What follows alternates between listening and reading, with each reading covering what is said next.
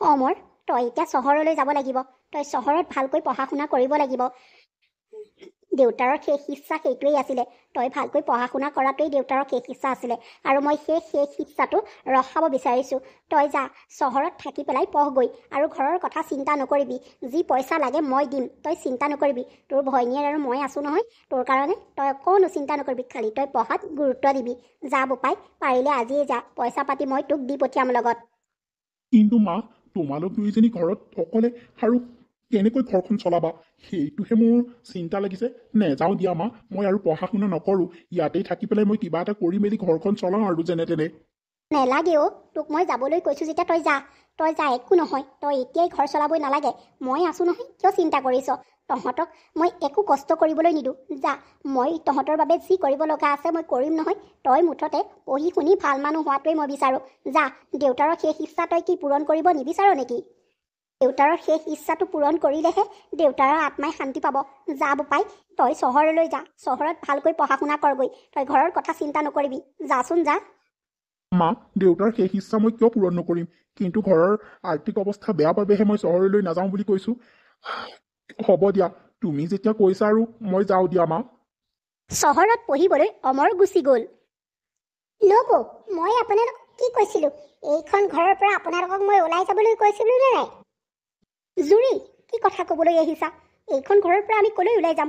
আৰু এইটো ঘৰটো মোৰ মানুহজন আৰু তোমাৰ মানুহজনে লগ লাগিতো বনাইছিলে। দুইজন ককাই ভাই লগ লাগি বনাইছিলে। এতিয়া তুমি আমাক এইখন ঘৰৰ পৰা উলিয়াই দিব বিচাৰিছা? মোৰ মানুহজন ঢুকুৱা আজি কিমান দিনো হৈছে। তুমি এইবোৰ কি কৈছা? আৰু আমি ওলাই পেলাই ক'লৈ যাম? নাই, আমি এইটো ঘৰৰ পৰা ক'লৈকো নাযাওঁ। তুমিনো কেনেকৈ উলিওৱা ময়ো চাই ল'ম।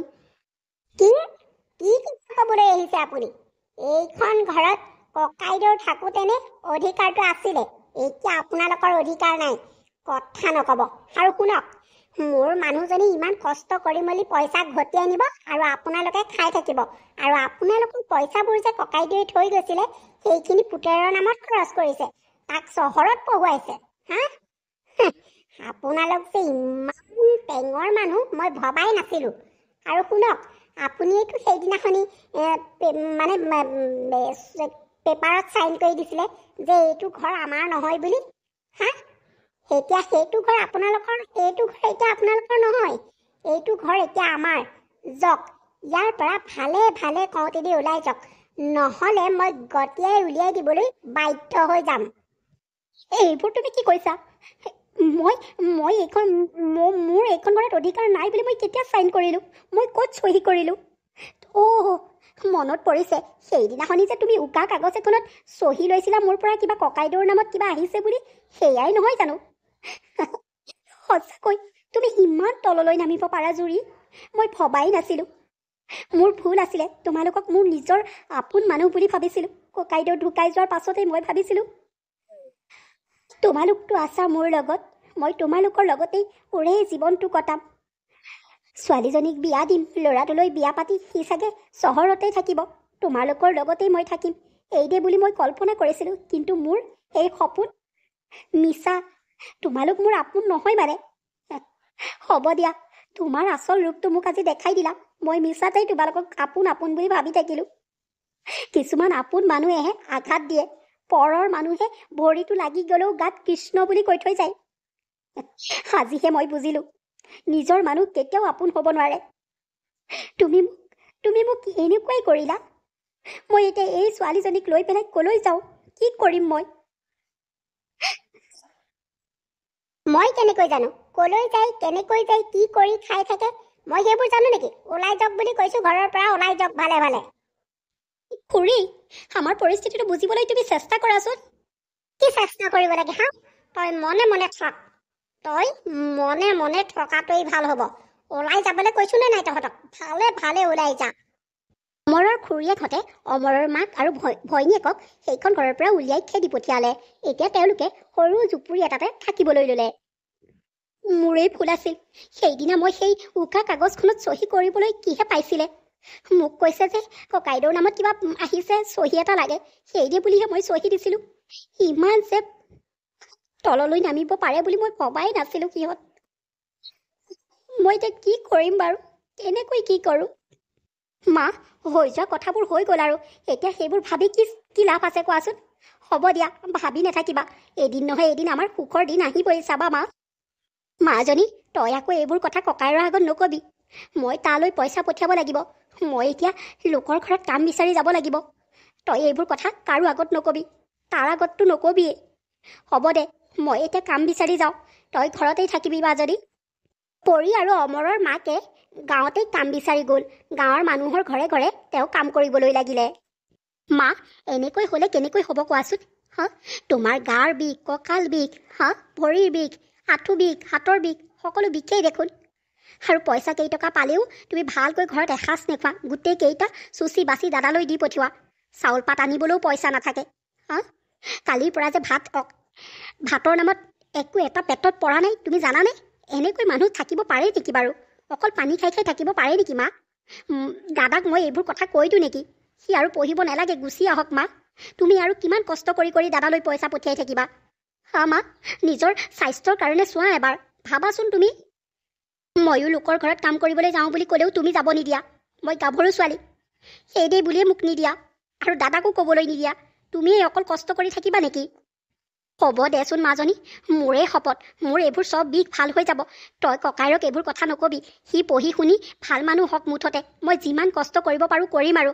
হ'ব দে, কালি ৰাতিয়ে আজি ৰাতিপুৱাহে খোৱা নাই, গধূলিলৈ বাৰু মই কিবা এটা লৈ আহিম, তই চিন্তা নকৰিবি। আৰু শুন, এতিয়া মই সেই হাতত 10 টকা এটা আছিলে তোক দি থৈ যাওঁ। তই সেই দোকানৰ পৰা বিস্কুটৰ পেকেট এটা আনি চাহ অকণৰ লগত তাকেই খাবি। মই কামলৈ যাওঁগৈ, সোনকালে গ'লেহে পইচা কেইটকামানৰ কথা ক'ব পাৰিম। তই ঘৰতেই থাকিবি, ভালকৈ থাকিবি মাজনী। এইবোৰ কথা মোৰে শপত, কিন্তু তই ককাইৰক নকবি আৰু দেই। আৰু তোক ককাইৰক মই কেনেকৈ কষ্ট কৰিবলৈ দিব পাৰোঁ কচোন? নাই, নেলাগে। তহঁতক কষ্ট কৰিবলৈ দিলে মোক দেউতাৰে সুখে নথয় আৰু। দেউতাৰে আত্মায়ো শান্তি নাপাব। তহঁত দুটা ভালেই থাক, মই সেইটোৱেই বিচাৰোঁ। ময়ে লাগিলে কষ্ট কৰিম। হ'ব দে, মই এতিয়া কামলৈ যাওঁ। মাক কথা ক'লেও বুজি নাপায়, কেনেকৈ বুজাম বাৰু? ইফালে ককাইদেউক ক'বলৈও মানা কৰিছে। মাৰ শপত দি দিলে, কি হ'ব বাৰু? এনেকৈ থাকিলে মাৰ দেখোন কঁকালটো দিনক দিনে বেছিহে বিষ হৈ যাবগৈ। কি যে হ'ব আৰু কি যে কৰোঁ নহয় মই। অমৰ, আজি দেখোন আমাৰ কলেজত লাষ্ট দিন। তুমি এতিয়া গাঁৱলৈ গুচি যাবাগৈ, আৰু মোকতো তুমি পাহৰিয়ে পেলাবা গাঁৱলৈ গ'লে। মানে মই ভাবিছোঁ তোমাৰ আৰু মোৰ এই সম্পৰ্কটো যদি আমাৰ মাৰ আগত কোৱা, মায়ে যদি মানি লয়, তেতিয়া আৰু মানে তোমাৰ আৰু মোৰ বিয়াখন হৈ যাব দিয়াচোন। তুমি মাক ক'ব পাৰিবানে অমৰ? কিন্তু জোন, তুমিতো বহুত ধনী ঘৰৰ ছোৱালী। তোমাৰ মায়ে জানো আমাৰ এই সম্পৰ্কটো মানি ল'ব?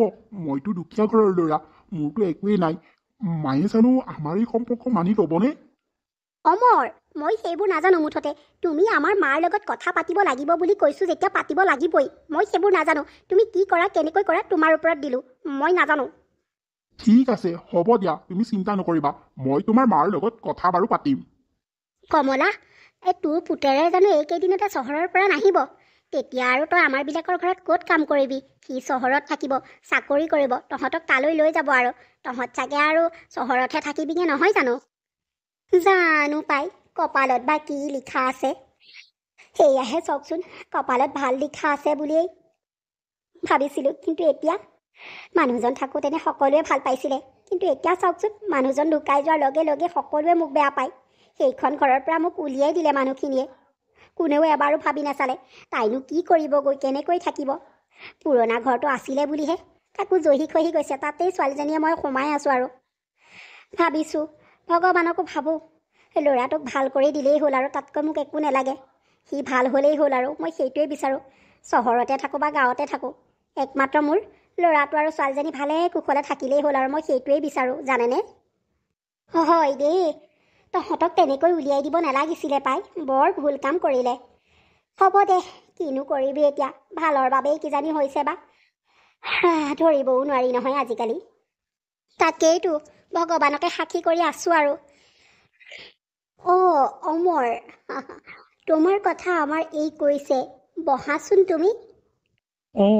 যোনেই মানে আপোনাৰ লগত কথা পাতিবলৈ কৈছিলে, সেইকাৰণে মই আজি আপোনালোকৰ ঘৰলৈ আহিলোঁ। তাকেইতো, ভালেই কৰিলা আহিলা। তুমি চাগে আমাৰ কথাবিলাক গম পাইছাই মাজনীৰ মুখেৰে। তাই দেউতাক ঢুকুৱা আজি বেছি দিন হোৱাই নাই। সেইকাৰণে তাইৰ মতেই মই সকলো কৰোঁ। তাই যাতে অন্তৰত দুখ নাপাওক সেইদে বুলিয়েই। আৰু তাই তোমাৰ কথা সকলো কৈছে।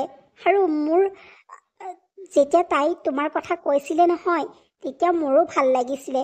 হ'ব, মই এনেকুৱা এজন জোৱাই পালেই মই বহুত সুখী। সঁচাকৈ তুমি বহুত ভাল ল'ৰা। মই তোমালোকৰ বিয়া কৰাই দিব বিচাৰোঁ। মোৰ এই সম্পৰ্কটোত কোনো আপত্তি নাই জানানে। পিছে এটা কথা, তাই মানে এজন আৰক্ষী বিষয়া হ'বলৈ মন আছে। সেইকাৰণে যদি পাৰা তাইক পঢ়ুৱাবা, সেইটোৱেই মোৰ অনুৰোধ। হ'ব খুৰী, আপুনি চিন্তা নকৰিব। মই তাইক কোনো ফালৰ পৰা মানে কষ্ট নিদিওঁ আৰু তাই দুখো নাপায়। ঠিক আছে তেতিয়াহ'লে মই তোমালোকৰ বিয়াখন অতি শীঘ্ৰে পাতি দিম।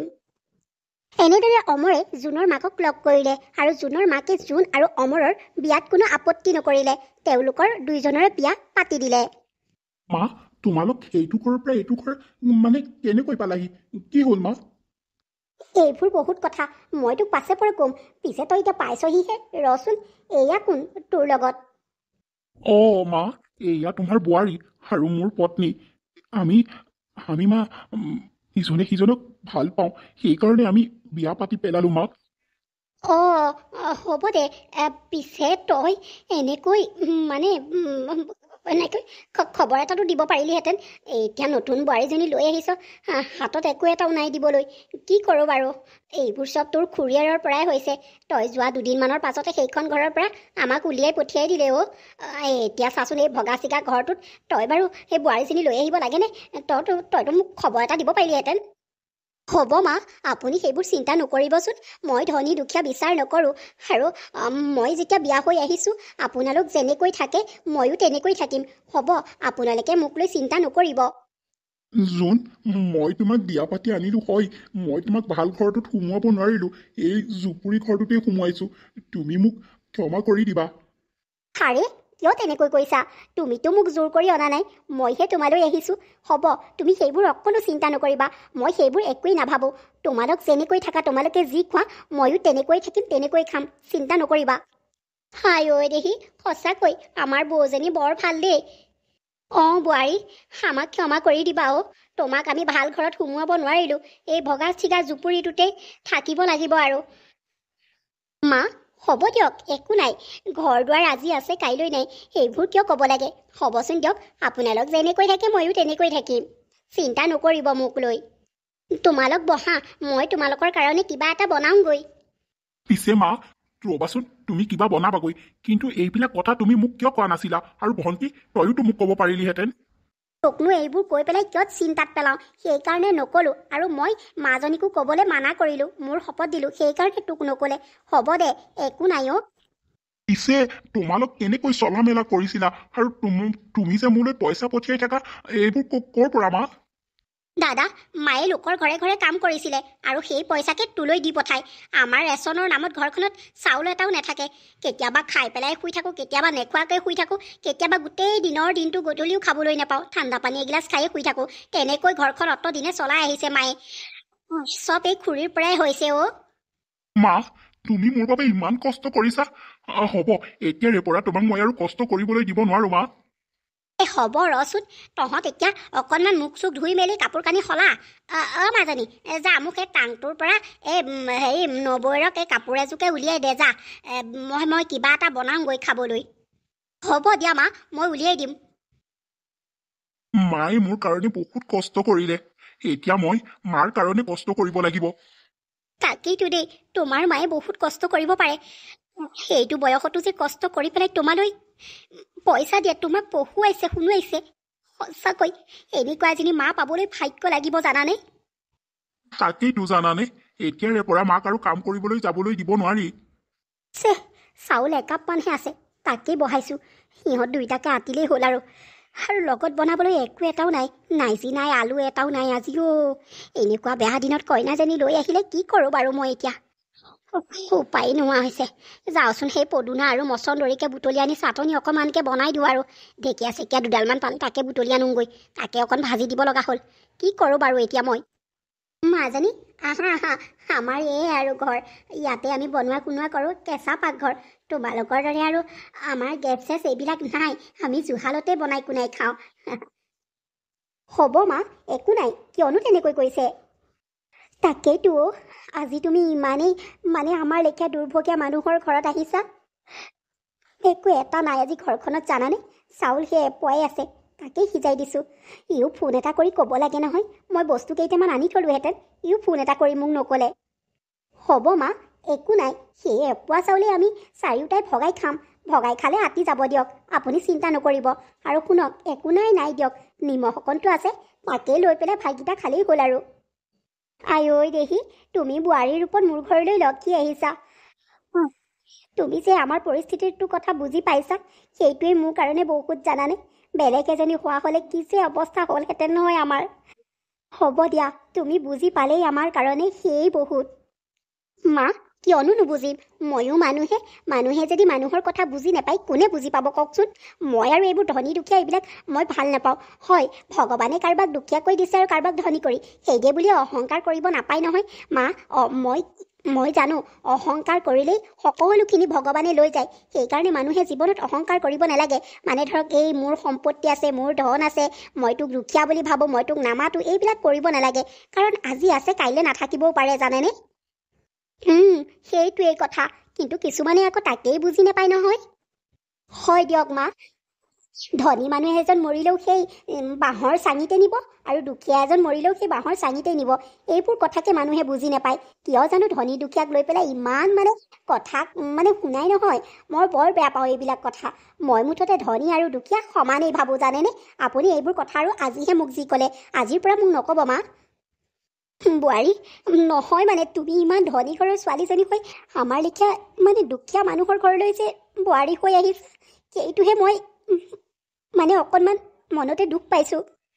মা, আপুনি সেইটো দুখ পাব নালাগে, আৰু দুখটো আঁতৰাই দিয়ক। মই কৈছোঁ শুনক, মই ছোৱালী কালতে মা দেউতাৰ ঘৰত ধনী আছিলোঁ, সেইটো কথাও বেলেগ।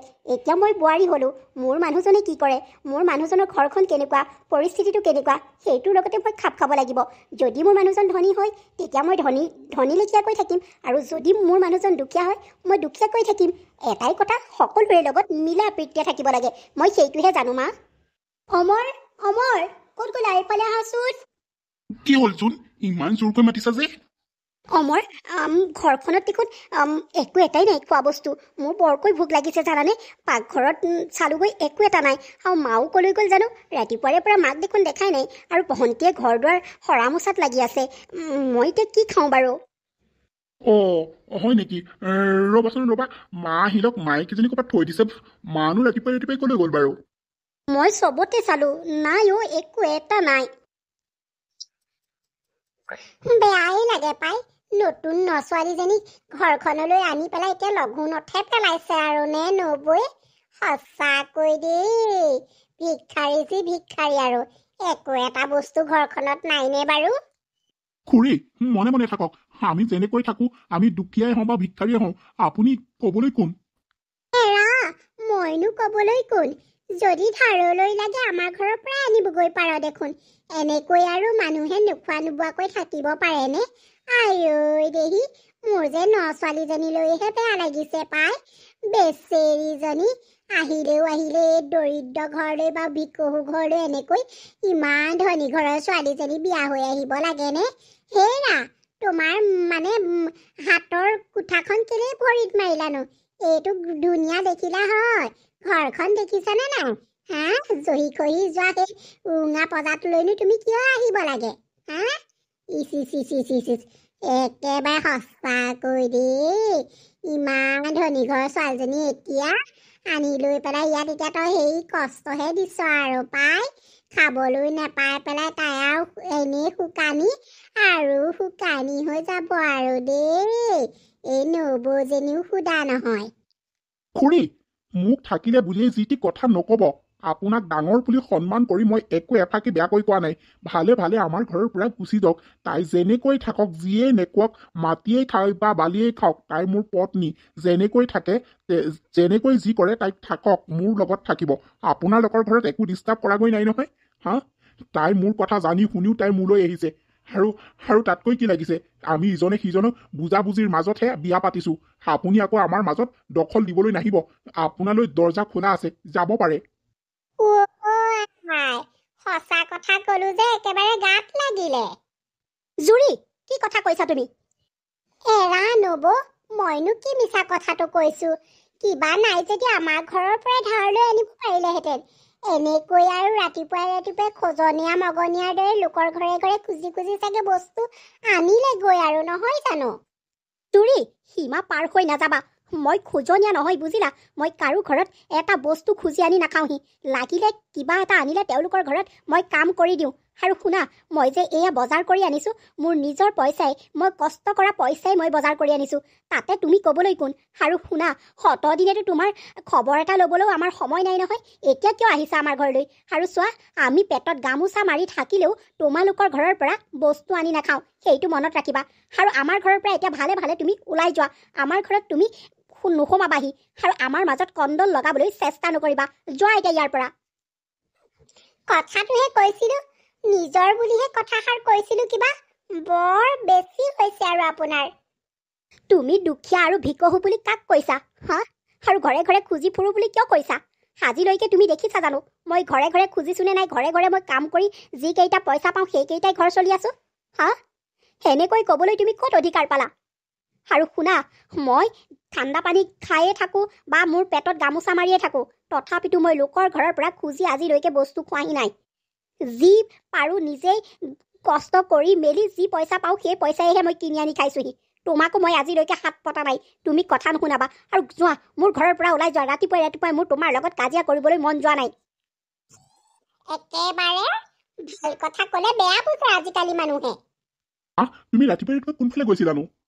তহঁতৰ চাগে ভোক লাগিছে। মই পটককৈ এয়া বনাওঁগৈ। এই নগেনৰ দোকানৰ পৰা বস্তু কেইপদ লৈ আহিলোগৈ। ঘৰত একো এটা বস্তু নাই নহয়। মই পটককৈ বনাওঁগৈ। মা, আপুনি বনাব নালাগে, দিয়ক ময়ে বনাওঁগৈ। নালাগে মাজনী, তোমাৰ সেই জুহালৰ ছায়ে গোটেই হাত চাত ক'লা কৰি পেলাব, লেতেৰা কৰি পেলাব। নালাগে দিয়া, তুমি ছোৱালী মানুহ, গাঁৱৰ ইজোৱা সিজোৱা আহি তোমাক চাবলৈ আহিব। নেলাগে দিয়া, ময়ে ৰান্ধোংগৈ। মা, একো নহয়, হাতটো লেতেৰা হ'লে চাবোনে ধুই পেলালেই হ'ল। মায়ে আৰু আমাৰ কাৰণে কিমান কৰিব। মোৰ বুকুখন বিষাই গৈছেগৈ। মায়ে যেনেকৈ আমাৰ বাবে কষ্ট কৰিছে নহয়, মই মাৰ বাবে একো এটা কৰিব পৰা নাই। মই কাইলৈ চহৰলৈ গৈ কাম বিচাৰিবগৈ লাগিব, নহ'লে নহ'ব আৰু। অমৰ পিছদিনা চহৰলৈ গ'লগৈ আৰু চহৰত কাম বিচাৰি ফুৰিছে। এইফালে জোনেও আৰক্ষী বিষয়াৰ পৰীক্ষা দিবলৈ যোজা চলাইছে। এনেকৈ এদিন দুদিন কৰি বছৰ পাৰ হ'ল। আপুনি কোন? আমাৰ ঘৰত যে আপুনি ক'ত? আপুনি মোৰ ল'ৰাটোৱে কিবা কৰিলে নেকি? মোৰ বোৱাৰীয়ে কিবা কৰিলে নেকি? আপুনি যে আমাৰ ঘৰলৈ আহিছে। আৰে মা, মই আপোনাৰ বোৱাৰী আকৌ, চিনি পোৱা নাই নেকি? আৰে বোৱাৰী, তুমি যে এইটো ড্ৰেছত, সেইকাৰণে মই ধৰিব পৰা নাই আকৌ। মানে মা, মই এগৰাকী আৰক্ষী বিষয়া হ'লোঁ। মই যে পৰীক্ষা দিবলৈ গৈছিলোঁ, সেয়াই। এতিয়া আমাৰ সকলো সমস্যা দূৰ হ'ব মা, চিন্তা নকৰিব। আমাৰ সুখৰ দিন আহিছে মা। ইফালে আপোনাৰ ল'ৰাই চহৰত ভাল চাকৰি এটা পালে। এতিয়া আৰু আমাৰ কোনো চিন্তা নাই মা। আপুনি লোকৰ ঘৰে ঘৰে কাম কৰিব নালাগে আৰু। হা? সকলো ভগৱানৰে কৃপা। হওক। মই ভবাই নাছিলোঁ ময়ো যে কেতিয়াবা সুখৰ দিন দেখিম বুলি। হওক, তোমালোকৰ জহতে যে মই এতিয়া সুখৰ দিন দেখিছোঁ। পৰি আৰু অমৰহঁতৰ গোটেই সা সম্পত্তিখিনি খুৰীয়েকে জালিয়াতি কৰি উকা কাগজত চহী কৰাই লৈ লৈছিল। এতিয়া বোৱাৰীয়েক আৰক্ষী বিষয়া হৈ সকলো কেছ তদন্ত কৰি মেলি খুৰাক আৰু খুৰীয়েকক জেললৈ পঠিয়ালে। আৰু ইহঁতে সেই পকী ঘৰটোলৈ গুচি আহিলে আৰু গোটেই সা সম্পত্তি অধিকাৰী শাহুৱেক হ'ল। আৰু সিহঁত চাৰিওজনে মিলা প্ৰীতিৰে থাকিবলৈ ল'লে। আৰু আমাৰ এই ভিডিঅ'টো চাই আপোনালোকে কেনেকুৱা পালে? যদি ভাল পালে লাইক কৰিব, কমেণ্ট কৰিব আৰু চেনেলটো ছাবস্ক্ৰাইব কৰিবলৈ নাপাহৰিব।